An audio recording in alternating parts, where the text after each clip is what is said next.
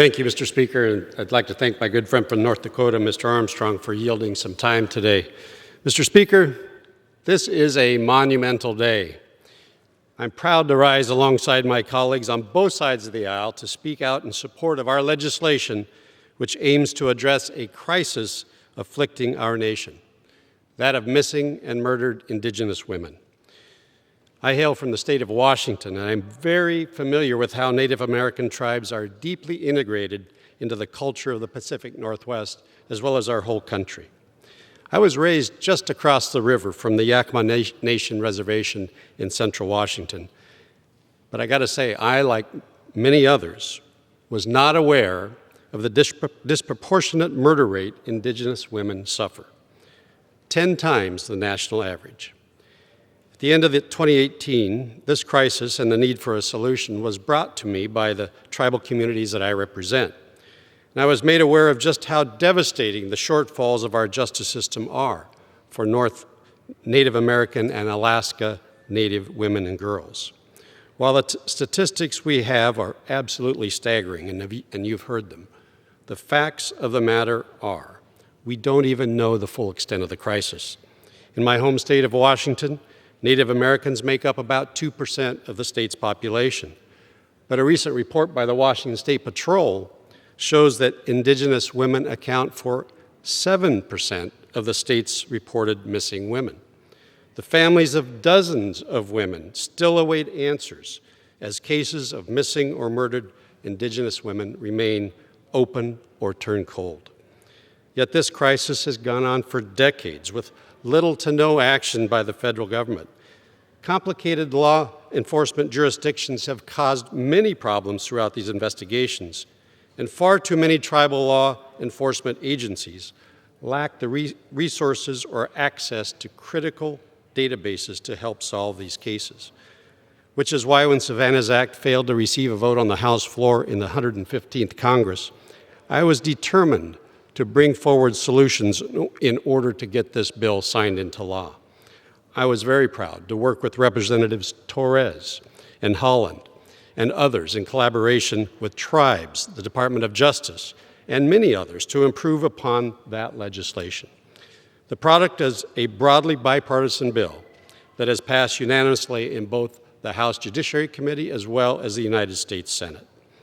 We work to create legislation that will bring focus to this crisis and improve the coordination between federal, state, local, and tribal law enforcement agencies.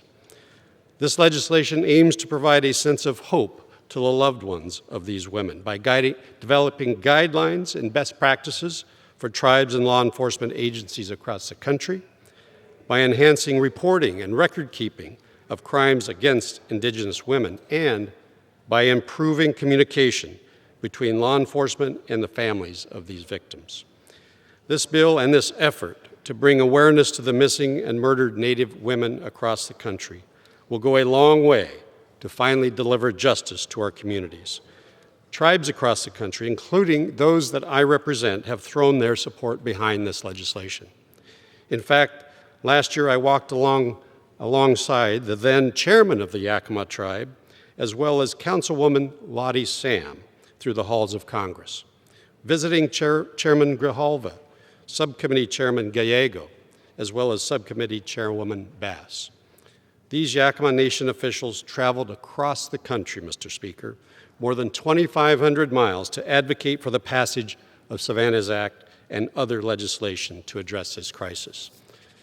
The bill is named, as you've heard the story, in honor of Savanna LaFontaine Graywind, who was a 22-year-old member of the Spirit Lake tribe, pregnant with her first child, who was murdered in August of 2017.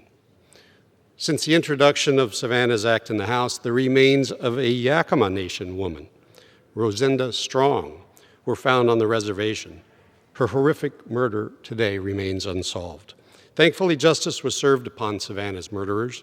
We owe the same justice to Rosenda and all of the missing and murdered Indigenous women across this country. The passage of this bill today will demonstrate a long-awaited and necessary change. As I mentioned, this crisis has been going on for decades. Politicians on both sides of the aisle have promised action and failed to deliver. I've been asked, what's different now?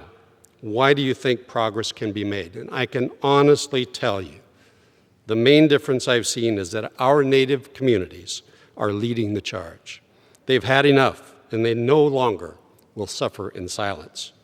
Throughout Central Washington and across the country, the families of loved ones of thousands of missing or murdered Indigenous women are awaiting justice. It is because of their voices and their strong advocacy that I'm here today, urging my colleagues throughout this legislative body to support passage of Savanna's Act. And finally, Mr. Speaker, finally we can send this legislation to President Trump's desk to be signed into law. Thank you, Mr. Speaker, and I yield back the balance of my time. The gentleman yields.